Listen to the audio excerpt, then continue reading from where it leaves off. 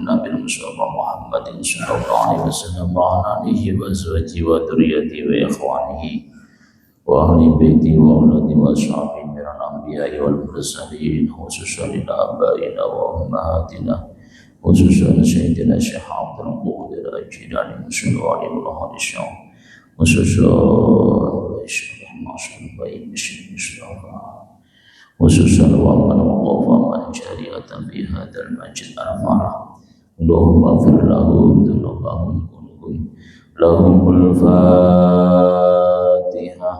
A'udzu billahi minasy syaithanir rajim. Bismillahirrahmanirrahim.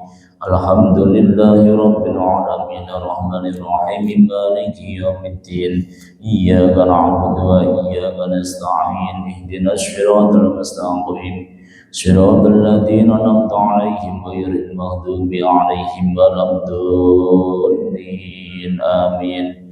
Rabbi birni wa li walidayya wa lil mu'minina amin ya rabbal alamin. Jamaah Masjid Al-Falah yang dirahmati oleh Allah Subhanahu wa taala, marilah kita melanjutkan pengajian tafsir Al-Qur'an Al-Ibris Suratul Ali Imran. Bismillahirrahmanirrahim.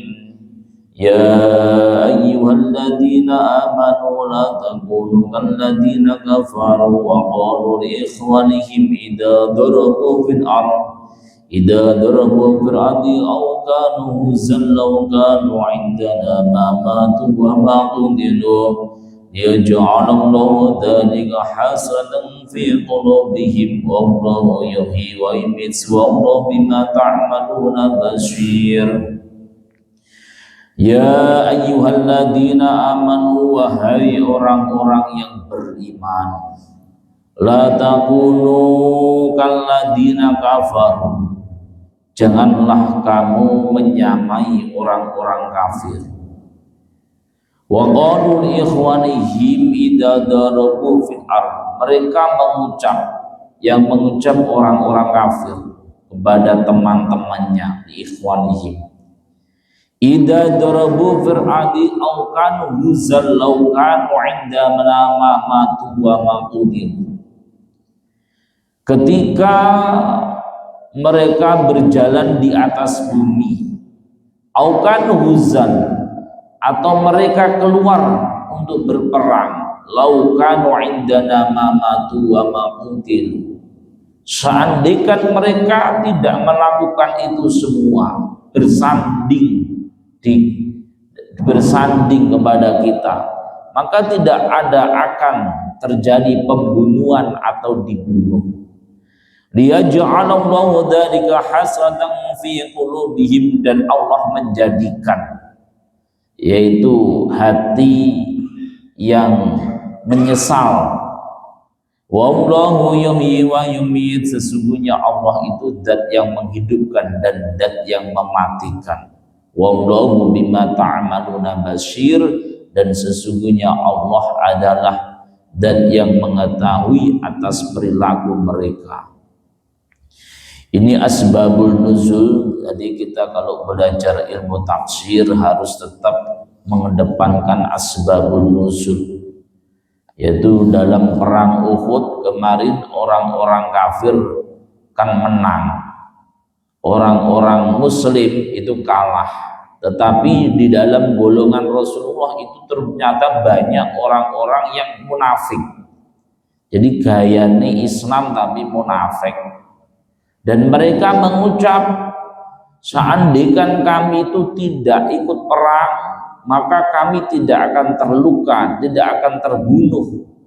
Terus Allah menjawab, wallahu yuhyi wa yumiit, sesungguhnya Allah yang menjadikan kehidupan, yang menghidupkan dan yang mematikan.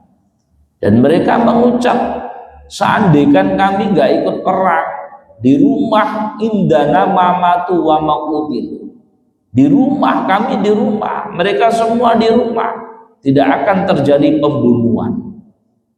Nah, terus Allah menjawab, wallahu yuhyi wa yumiit, sesungguhnya yang memberikan kehidupan itu Allah, yang mematikan juga Allah. Maka dari ayat ini kita harus belajar, Pak. Yang memberi hidup itu Allah, bukan selain Allah. Jadi sekarang itu tauhid itu sudah bobrok, Kak. Bobrok, cacat. Kalau nggak ada uang nggak hidup. Kalau nggak ada uang nggak hidup. Kalau nggak ada kerjaan nggak hidup. Duh. Ini Allahnya di mana? Ya kok uang tinggi patokan urip nih. Kalau nggak ada uang sekarang itu nggak bisa hidup. Kalau nggak kerja itu nggak hidup. Duh. Apakah kalian pikir sebelum sampean kerja itu apa hidup? Apa nggak hidup? Panjenengan kerja, Pak, mencari uang itu mungkin sekitar umur 20. Lah sebelum umur 20 apa panjenengan gak hidup? Lelek jenengan anggap uang itu menjadi kehidupan. Lah makanya inilah yang dikatakan cacat tauhid, ya ini. Perkataan orang kafir jangan engkau samakan. Maka di sini dikatakan ya ayyuhalladzina amanu, wahai orang-orang yang beriman, la takunu kalladzina kafaru. Janganlah kamu sama dengan orang kafir. Orang kafir mengatakan seandainya kita nggak ikut perang Uhud, maka kita hidup, tidak akan mati. Ya kok perkataan yang seperti mu'terokno. Nah, apa bedanya kita dengan orang kafir? Maka diperingatkan oleh Allah, sesungguhnya yang memberikan kehidupan itu Allah, nggak ada selain Allah. Nah, sekarang mengatakan rezeki itu dari ibadah, hidup dari kerjaan, itu salah semua. Kalau panjenengan mengatakan rezeki itu karena ibadah, itu salah. Rezeki itu dari Allah, hidup dari Allah, bukan karena sholat yang jenengan boten. Hakikatnya sholat dengan rezeki itu nggak ada hubungannya, nggak ada sama sekali. Dan jenengan coba kerja itu boleh rezeki. Umur berapa tahun? Umur 20 tahun mulai kerja boleh rezeki, boleh duit. Sebelum 20 tahun, umur 12 tahun jenengan sholat. Lah saurunge niku panjenengan kan belum sholat, belum ibadah. Kenyataannya jenengan sudah mendapatkan rezeki. Ya wis urip, ya wis sehat. Lah kok dianggap rezeki itu karena ibadah? Nggak ada hubungannya. Ibadah itu melakukan perintah Allah, taat dengan Allah. Nggak ada sangkut pautnya dengan rezeki. Kalau rezeki itu pemberiannya Allah. Lah kenapa kok kita harus kerja, harus mencari nafkah? Lah itu melakukan taat kepada Allah. Lah kalau urusan rezeki tetap Allah. Nah makanya ngaji tauhid itu perlu. Kalau bab tauhid ya saya terangkan tauhid. Jangan sama dengan orang kafir. Wallahu yuhyi wa yumiit, yang memberikan kehidupan Allah. Wa yumitu, dan yang mematikan itu Allah. Yang memberi hidup Allah, yang mematikan Allah. Bukan karena mereka kan menganggap seandainya tidak ikut perang maka nggak akan mati. Jadi sopo? Orang-orang Aceh itu, Pak, ketika tsunami banyak yang di dalam rumah rokokan ngopi, mati, Pak. Banyak orang yang mati di sawah, mati. Nah, karena apa? Mati itu adalah dari Allah Subhanahu wa ta'ala, bukan karena apa-apa. Orang yang sakit gak mati-mati nggih kathah. Wong sing sehat moro-moro mati nggih kathah. Jadi hakikatnya mati itu hanya milik Allah. Mulane kula sering matur kalau sholat jangan meninggalkan doa iftitah. Di situ ada kalimat tawakal. Inna sholati wa nusuki wa mahyaya wa mamati lillahi rabbil alamin. Ya Allah, inna sholati, sesungguhnya sholat saya, wa nusuki, ibadah saya, wa mamati, mati saya, wa mahyaya, hidup saya, lillahi rabbil alamin, semua itu hanya untukmu ya Allah. Wa Allahu bima ta'maluna basir, sesungguhnya Allah mengetahui apa yang mereka lakukan. Jadi apapun di dalam hati orang-orang kafir, gembreng, kalah dalam perang Uhud, ini Allah mengetahui segala-galanya.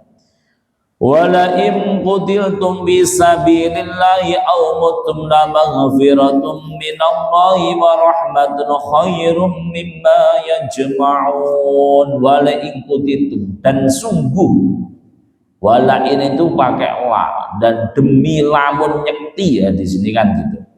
Dan sungguh mereka gugur dalam memperjuangkan agamanya Allah fisabilillah, au mutum, atau mereka dibunuh, la maghfiratum minallah, maka sungguh pengampunan Allah dan rahmat Allah itu lebih baik, khairum mimma yajma'un, dari apa yang mereka kumpulkan. Ini orang-orang yang menyebarkan agamanya Allah gugur dalam syahid, inilah maghfiratum minallahi khairum mimma yajma'un, sungguh pengampunan Allah dan rahmat Allah itu lebih baik daripada apa yang mereka kumpulkan. Apa yang mereka kumpulkan? Harta, Pak. Jadi makanya kan orang mati syahid dalam keadaan berperang ini kan nggak boleh kafani, nggak boleh dimandikan, kan nggak boleh, darahnya aja nggak boleh diusapi, Pak, karena itu menjadi saksi bahwa dia itu benar-benar memperjuangkan agamanya Allah. Jadi syahid niku wonten kathah, wonten sing syahidud dunya, wonten sing syahidul akhirah. Syahid dunia niki syahid ketika berperang melawan orang kafir, ini syahidud dunia, maka di dunianya dia syahid, gak boleh dimandikan, darahnya gak boleh dihilangkan, itu namanya syahidud dunia, para sahabat Rasulullah. Kalau syahidul akhirah, syahid di dalam akhirat, dikatakan syahid itu di akhirat, maka prosesnya di dunia sama dengan orang mati biasa. Lah sing syahid akhirat ini apa mawon kata enten santri golek ilmu ning pondok terus glundung ceblok mati, ini termasuk mati syahid, syahid akhirat. Jadi dia tetap didusi, dikafani, disolati. Enten wong kerem ning kali, terus meninggal dunia niku termasuk syahid. Tapi syaratnya sholat loh. Kerem lek ora tau sholat isami mawon. Kobongan orang kebakaran, mati karena kebakaran, ini termasuk mati syahid.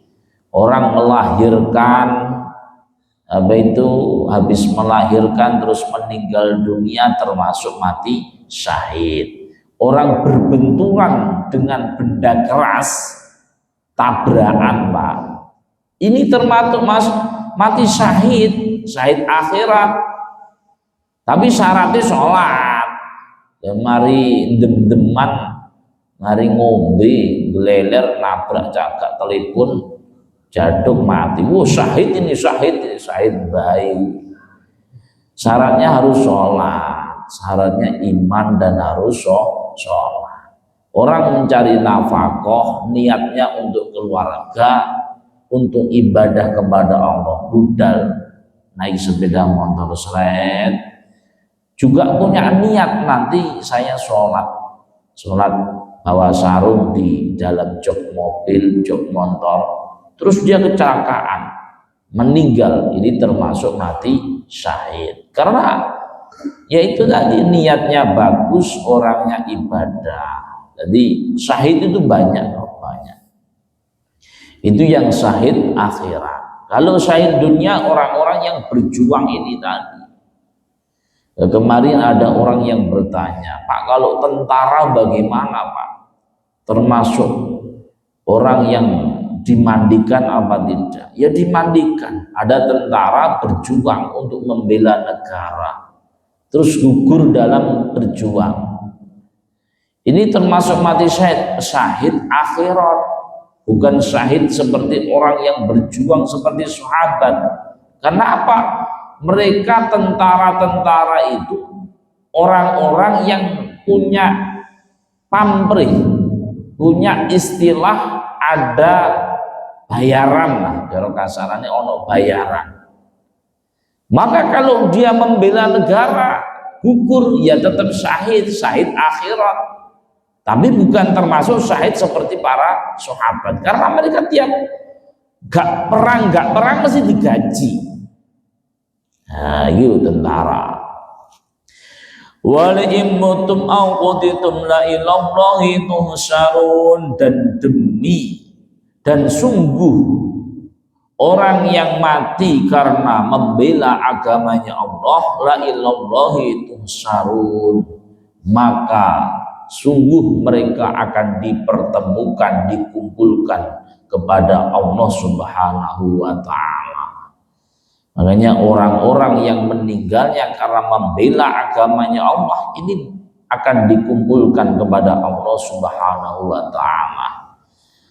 Nah, ini berjuang, Pak.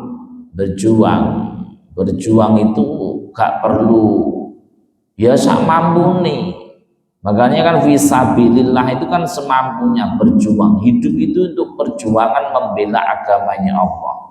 Lek panjenengan punya suara bagus, ya berjuangnya liwat adzan, iqomat.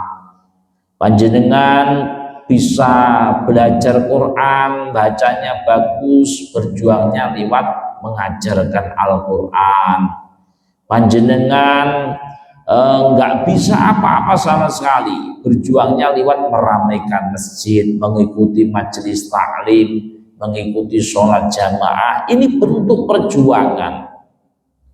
Nah, ketika panjenengan meninggal dunia kok jamaah terus masih hidup, taklim masih hidup, maka panjenengan terus mendapatkan kiriman-kiriman pahala. Makanya yang dikatakan dalam surat Yasin, inna nahnu nuhyil mauta wa naktubu ma qaddamu wa atharahum. Jadi ada orang itu mati tapi hakikatnya tidak mati-mati. Siapakah itu?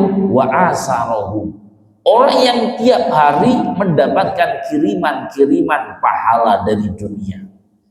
Orangnya mati, Pak, tapi hakikatnya uangnya gak mati. Panjenengan bersedekah di masjid, bangun masjid, panjenengan meninggal dunia, loh kok masjidnya masih hidup, masih untuk jamaah, wa atharu, terus orang ini mati tapi hakikatnya enggak mati-mati. Nah, makanya kalau nyumbang masjid ya lillahi ta'ala. Artinya apa? Sekarang itu gini, orang sedekah di masjid mempunyai pikiran masjid butuh kita. Jangan, kita yang butuh masjid. Ini perlu ditanamkan tauhid yang seperti ini. Panjenengan sedekah di masjid, bukan masjid yang butuh kita loh. Panjenengan yang butuh masjid. Lah kalau panjenengan nyumbang masjid, mempunyai perasaan masjid butuh kita, seolah-olah panjenengan itu dibutuhkan masjid, akhirnya gampang ungkit-ungkit rumangsa duwe. Ini salah, Pak. Yang benar bagaimana? Orang bersedekah itu kita yang butuh. Kalau kita yang butuh, ya wis, wong awake dhewe sing butuh kok. Tidak rumangsa duwe masjid, ora rumangsa kita itu apa enggak didadekne pengurus, enggak didadekne, enggak, biasa mawon, biasa. Enggak pernah iki setahun tak sumbang, tahu tak, enggak ada perasaan seperti itu. Karena kita yang butuh, Pak. Nah, hakikatnya sedekah sing bener niki ngoten niku. Jadi bukan panjenengan yang butuh ridho dari orang fakir miskin, tapi jenengan sing butuh butuhanmu, mereka sing butuh jenengan boten. Dari panjenengan nyumbang orang fakir miskin rumangsa dhewe sing butuh, panjenengan akan memperbudak mereka, menganggap mereka kecil. Tapi lek panjenengan rumangsa saya yang butuh ridhonya Allah, jadi jenengan kei barang yang fakir miskin karena jenengan kan butuh ridhonya Allah. Ya wis, gak ada perasaan. Gak ada perasaan kayak pernah tak sumbang, tak jadikan budak, tak kongkoni terus, gak ada. Makanya Sufyan As-Tsauri kan ketika beliau itu kan pedagang kain, Yoluman, ketika ngangkat napa niku kain dhisik kan enten angkatan ngoten niku. Mboten enten napa iku kados ning enten iki tosa mboten enten, diangkat. Ketika di depannya itu banyak orang-orang yang pernah dibantu, langsung didelehno, dia itu pura-pura nggak ngapa-ngapain, karena dia takut kalau dia itu nanti dibantu orang yang pernah disedekahi. Ya, karena dia sedekah itu bukan semata-mata untuk mereka, tapi mencari ridho Allah. Kita yang butuh ridhonya Allah. Nah, gitu dan ditanamkan, ayo kita tanamkan di hati kita, Pak. Lek nyumbang masjid, berapapun nyemplung di kota amal, bukan masjid yang butuh kita, tapi kita yang butuh masjid. Kita yang butuh ridho di Gusti Allah. Nanti nggak ada perasaan gimana-gimana. Tidak ada pengurus yokono, ora yokono. Karena apa? Kita yang butuh ridhonya Allah. Kadang-kadang ada yang diungkit-ungkit, itu naudzubillah gak boleh. Fabima rahmatin minallahi lintalahum walau kunta faddan ghalidhal qalbi lam faddu min hawlik fa'fu anhum wastaghfir lahum wasyawirhum fil amr wa idza azamta wa tawakkal 'ala Allah innallaha yuhibbul mutawakkilin. Fabima rahmatin minallahi lintalahum, maka sebab rahmatnya Allah engkau Muhammad lintalahum menjadi lemah lembut. Walau kunta faddan ghalidhal qalbi, seandainya engkau jelek budi pekertinya, engkau Muhammad ghalidhal qalbi dan keras hatinya, lang faddu min haulik, maka sungguh mereka akan berlari menghindarimu. Fa'fu anhum, maka ampunilah mereka, wastaghfir lahum, dan mintakan ampun kepada Allah, wasyawirhum, dan bermusyawarahlah kepada mereka fil amri, dalam sebuah perkara. Faida azamta, maka kalau sudah membuat keputusan yang bulat, fatawakkal 'ala Allah, maka bertawakallah kamu kepada Allah. Innallaha yuhibbul mutawakkilin, sesungguhnya Allah mencintai orang-orang yang bertawakal kepada Allah Subhanahu wa taala. Fabima rahmatin minallahi lintalahum, maka sebab rahmatnya Allah, Rasulullah itu lintalahum, lemah lembut, budi pekertinya baik dalam berjuang, Pak. Makanya berjuang nggak usah keras-keras, lemah lembut lintalahu. Jadi sampai Rasulullah itu pernah ketika dakwah di Thaif itu dilempari batu, Pak, dilempari. Masya Allah, sampai pelipisnya ini berdarah. Terus malaikat Jibril datang, ya Rasulullah, itu gunung Uhud itu tak angkat terus tak lemparkan kepada orang-orang kafir. La Jibril, jangan. Masya Allah. Oh, terus Rasulullah berdoa, ya Allah, orang-orang yang melempari saya itu adalah orang yang belum tahu, belum mendapatkan hidayah. Engkau adalah zat yang paling baik ya Allah. Masya Allah Pak, dilempari batu. Terus ketika dalam perang Uhud, Rasulullah itu pernah giginya itu rempal, darah tok. Terus bagaimana? Ya Rasulullah, kenapa engkau tidak berdoa agar mereka dihancurkan saja? Tidak, kata Rasulullah. Kenapa ya Rasulullah? Karena doaku saya simpan untuk umatku besok ketika hari kiamat. Masya Allah. Seperti itu Rasulullah mencintai kita. Sampai lintah lagung, sampai lembutnya budi pekerti Rasulullah itu. Pernah Pak, ada seseorang benci banget sama Rasulullah. Wong tua, wis tua, buta, mencaci maki terus sama Rasulullah. Tiap hari dia di depan masjid. Ning ngarepe masjid, lek enek wong jamaah mesti mengejek Rasulullah. Jangan ikut Muhammad. Muhammad itu tukang sihir, Muhammad tukang tipu. Ada orang mau ke masjid, jangan ikut Muhammad. Muhammad itu tukang sihir, tukang tipu. Nah, ketika itu tiap hari itu dikupaskan, dikupas kurma, disuapin. Terus tiap hari ada orang mengupas kurma, disuapin. Suatu saat orang yang mengupas kurma itu enggak datang di masjid. Terus orang yang buta ini, orang yang mencaci maki Rasulullah tiap hari ini kebingungan. Tanya, terus orang yang biasanya mengupaskan kurma saya dan menyuapin saya kok nggak ada? Ya, dia tidak hadir di masjid. Siapakah orang itu? Yaitu orangnya yang bernama Rasulullah Shallallahu Alaihi Wasallam. Akhirnya orangnya lemes langsung. Masya Allah, akhlaknya seperti itu. Makanya lintah lahum Rasulullah itu lemah lembut dalam berjuang. Seandainya Rasulullah itu keras, lang faddu min haulik, maka mereka akan berlari-larian menghindari Rasulullah. Fa'fu anhum wastaghfir lahum wasyafirhum bil amr. Maka mintakan ampun kepada Allah dan bermusyawarahlah dalam segala urusan.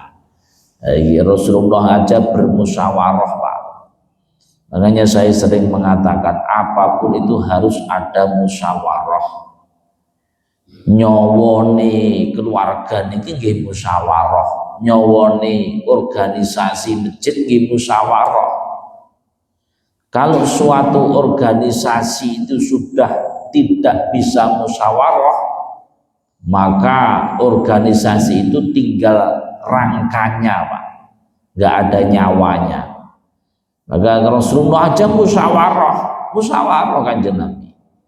Terus wa idza azamta, apabila keputusan kamu sudah bulat, fatawakal Allah, maka bertawakallah kepada Allah. Lek wis panjenengan iki duwe keputusan, terus tawakal ning Allah, pasrah ning Allah. Kalau orang sudah bertawakal kepada Allah, nggak ada kebingungan sama sekali.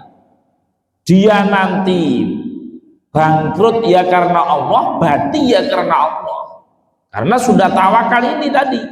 Innallaha yuhibbul mutawakkilin. Allah mencintai orang-orang yang bertawakal. Dan tawakal itu bagaimana? Tawakal itu tingkat-tingkatan. Ada orang yang tawakal ammah, ada orang yang tawakal khusus. Ada orang yang bertawakal khusus. Orang yang bertawakal secara umum, wong sing umum. Jadi ikhtiar sih. Mengoyok panjenengan. Dulu pernah Rasulullah menegur orang pakai unta, jamaah, untanya gak ditaleni. Terus ditanya oleh Rasulullah, wahai fulan, kenapa untamu kok nggak diikat? Mboten Rasulullah, saya tawakal aja. Ditegur sama Rasulullah. Bukan gitu caranya tawakal. Diikat dulu baru tawakal kepada Allah, ikhtiar dulu baru tawakal. Ditegur sama Rasulullah. Nabi Musa juga gitu. Nabi Musa pernah sakit. Wahai Musa, diobat, dicarikan dokter, nggak mau Pak. Tabib nggak mau. Didudoi, wahai Musa, dulu saya pernah sakit seperti itu, kata tetangganya.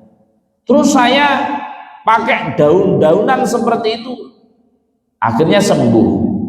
Tapi Musa nggak mau Pak. Nabi Musa boten purun. Terus bagaimana? Ditegur oleh Allah, Musa, bukan gitu caranya tawakal. Kalau kamu seperti itu berarti kamu tidak mensyukuri obat-obatan yang saya berikan dalam tumbuhan. Berobatlah dulu baru tawakal. Gitu. Maka sekarang kan banyak orang-orang yang gayane bermakam tajrid itu kan banyak. Anaknya sakit jam 1 malam panas, terus diwacokno ayat kursi, ibunya bingung, mari kita bawa ke dokter. Nggak usah, tak wacokno ayat kursi aja. Ya Allah. Terus pagi masih panas awal, anaknya masih panas, ibunya bingung, mari Pak dibawa ke dokter. Nggak usah, saya bacakan Yasin aja. Panggah panas. Ini orang-orang yang bodoh seperti itu. Kenapa dalam kitab Hikam dikatakan orang itu makamnya masih makam sabab, berlagak seperti orang tajrid. Nah, dia nggak mau ke dokter, anaknya panas, diwaconi ayat kursi mawon, sampai pagi anaknya tetap panas, dibacakan ayat kursi tetap panas, sampai keter-keter anaknya. Karena nuruti bapak ini, wow. Itu berarti orang ini menuruti nafsun khofiyun, nafsunya sendiri dalam hati. Itu salah loh. Jenengan ampun nerone ngoten niku. Anake gone dokter ra oleh sampe disubuk dhewe. Gak boleh, bukan makamnya. Orang yang makamnya sabab berlagak seperti makam tajrid, ini berarti menuruti nafsu khofiyun. Nafsunya sendiri, bukan menuruti Allah.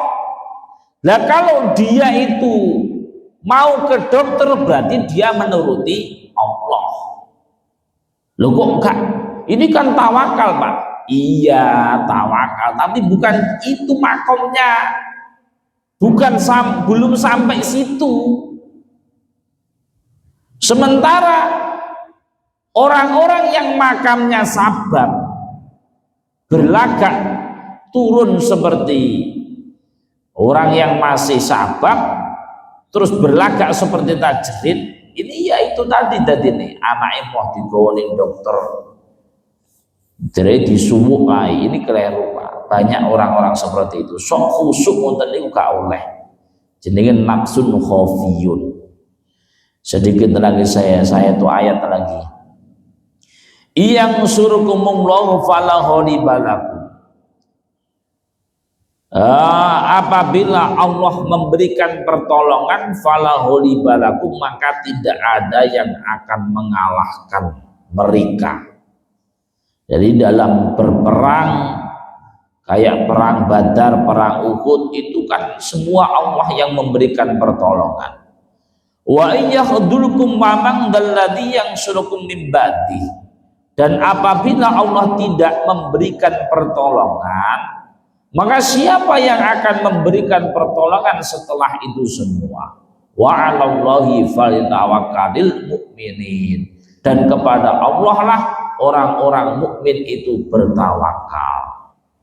Jadi apapun itu Allah yang menolong, intinya seperti itu.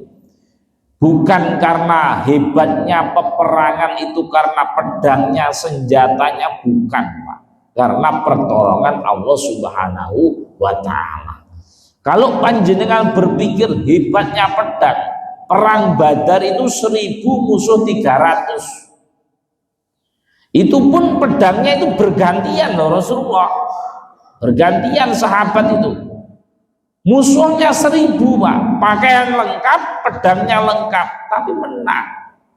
Makanya dikatakan iyang surkumullahu fala ghalibalah. Apabila Allah memberikan pertolongan, maka mereka tidak akan ada yang mengalahkannya. Wong tenang aja jenengan. Wah, Palestina kok dihancurkan, ini perang kok merembet-merembet bagaimana? Gak usah mikir Pak. Wong pancen Allah iki duwe rencana bumi niki badhe dirusak. Kok jenengan mikir, wah sekarang itu perangnya semakin melebar. Lah iya berarti cocok kali Quran kan?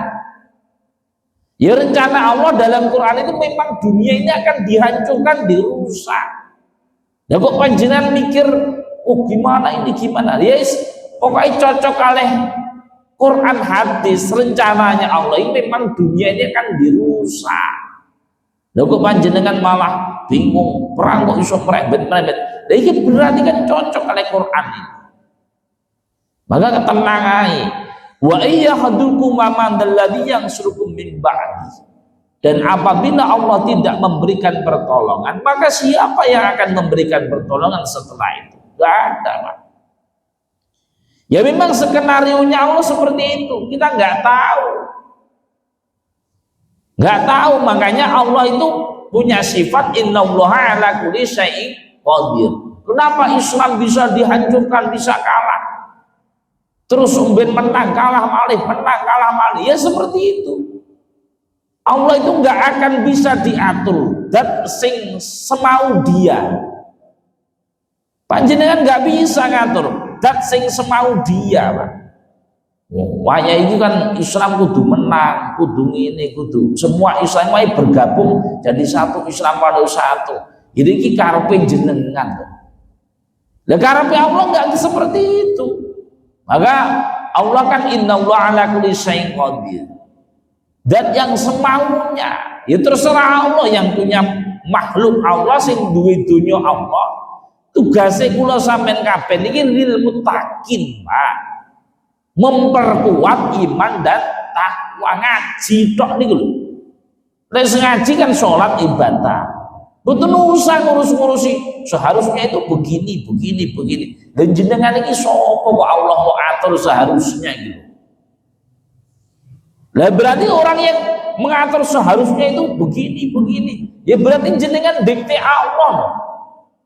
Lho sing duwe Allah yang desain seperti itu Allah. Perang padha isame bela wong kono-kono itu Allah. Jenengan mboten usah bikin tugas dhewe lil muttaqin. Itu memperkuat iman dan takwa. Ngaji. Zaman akhir ini kudu ngaji. Lah terus ono ngaji kok dadak direkam barang nopo Pak. Ya ana pertanyaan koyo ngono kuwi barang. Ya kalau dalam kaidahnya begini, dalam kaidah Pak, kalau sudah zaman akhir maksiat sudah gak malu dipertontonkan, maka kebaikan harus di atasnya. Sekarang kan maksiat kan di YouTube, di HP kan sudah gak malu kan dipertontonkan, maka kebaikan itu harus di atasnya. Kalau di jajak ada tulisan diskotik bar mewah, sementara Masjid Al-Falah nggak ada tulisannya masjid, ini akan ditegur oleh Allah. Ditegur oleh Allah. Karena apa? Kalau kemaksiatan sudah nggak malu dipertontonkan, jual minuman keras, diskotik bar sudah pamer-pamerkan di jalan-jalan, sementara masjid orang jenengi, orang lampu nih megah, ini ditegur besok sama Allah. Maka kalau zaman akhir ini, zaman akhir kemaksiatan sudah nggak malu dipertontonkan, maka kebaikan harus di atasnya. harus lebih dipertontonkan. Nah, ini kaidahnya seperti itu. Nah, mungkin terus sing dadekne dosa niki napa? Sing dadekne kula sing abot niki duweni rasa riya, gumedhe, sok ngene, sok pinter, sok alim iku sing dadekne nelongso. Lah iki kudune urusane kalih diri sendiri. Makane nggih abot nggih mboten wis pokoke padha-padha niat belajar mugi-mugi krana Allah sedanten amin ya rabbal alamin. Wa 'alallahi falyatawakkalul mu'minun, sesungguhnya orang-orang mukmin itu bertawakal kepada Allah Subhanahu wa taala. Bisiril Fatihah. A'udzu billahi minasyaitonir rajim. Bismillahirrahmanirrahim. Alhamdulillahi rabbil alamin arrahmanir rahim maliki yaumiddin iyyaka na'budu wa iyyaka nasta'in ihdinas siratal mustaqim siratal ladzina an'amta 'alaihim ghairil maghdubi 'alaihim waladdallin amin. Rabbi firli wa li walidayya wa lil mu'minina amin ya rabbal alamin. Monggo sareng-sareng maos doa kafaratul majlis. Bismillahirrahmanirrahim. Subhanaka Allahumma wa bihamdika asyhadu an la ilaha illa anta astaghfiruka wa atubu ilaik. Subhanaka Allahumma wa bihamdika asyhadu an la ilaha illa anta astaghfiruka wa atubu ilaik. Subhanaka Allahumma wa bihamdika asyhadu an la ilaha illa anta astaghfiruka wa atubu ilaik. Wassalamualaikum warahmatullahi wabarakatuh.